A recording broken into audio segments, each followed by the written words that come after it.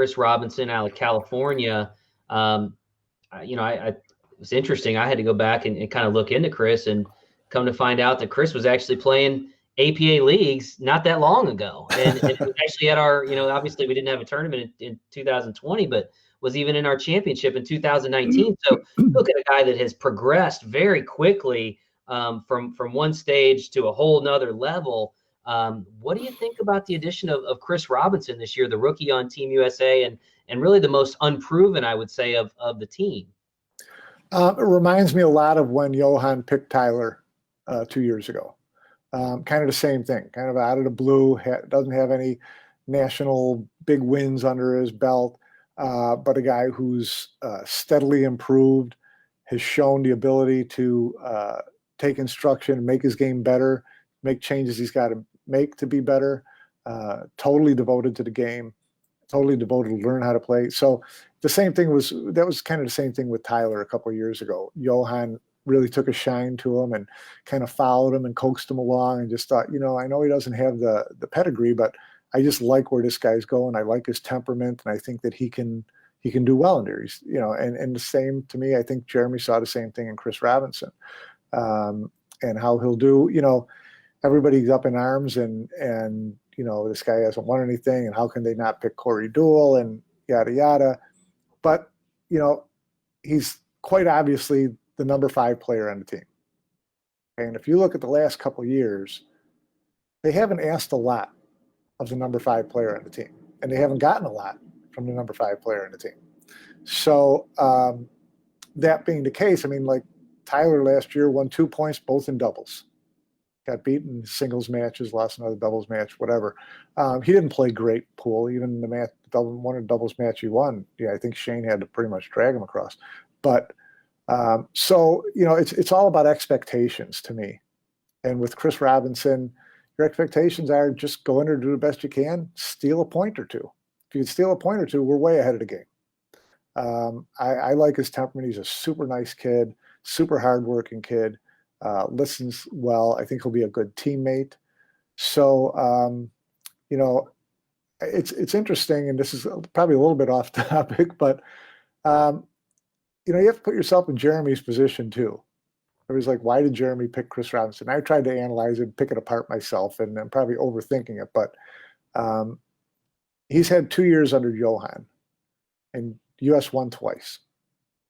There was a different player on each team.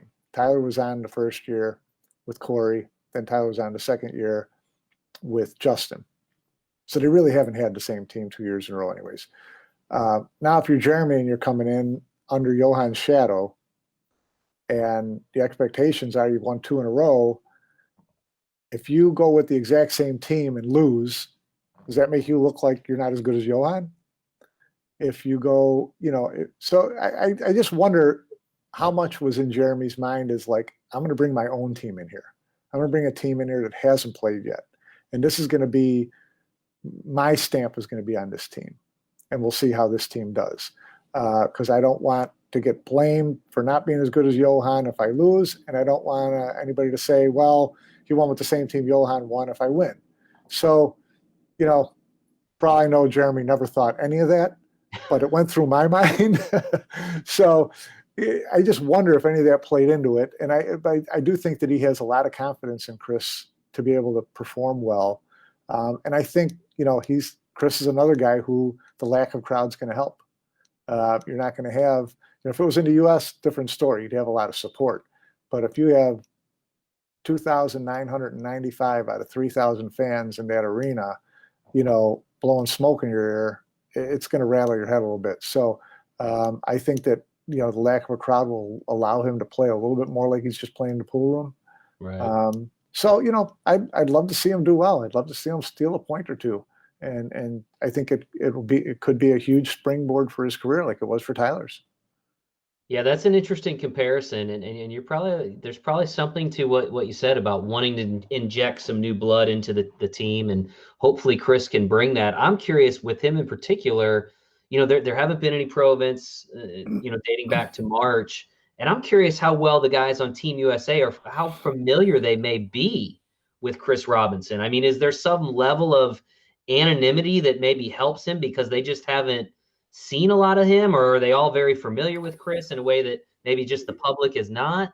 Yeah, I think that they're plenty familiar with him. And Chris has been, last couple of years after he left Lindenwood, he was at Lindenwood for a year playing under Mark Wilson.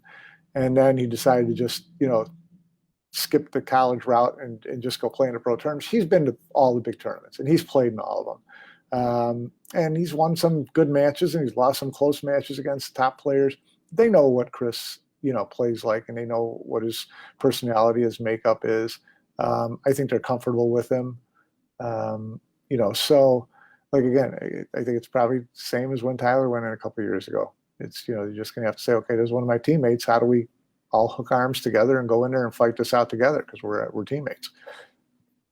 Yeah, So I'd love to see him have a kind of a Tyler Steyer moment. If you go back to 2018, Team USA day one, down 2 games, and you've got a matchup of Niels versus Tyler Steyer, who at the time not a lot of folks knew, and Tyler just stepped up and got a huge win for that team. Really turned, who knows what happens with the Cup that year without that win, and chance there for Chris, right, to step in and potentially fill a void. And so will be interesting to see how he progresses in his first Mosconi Cup experience.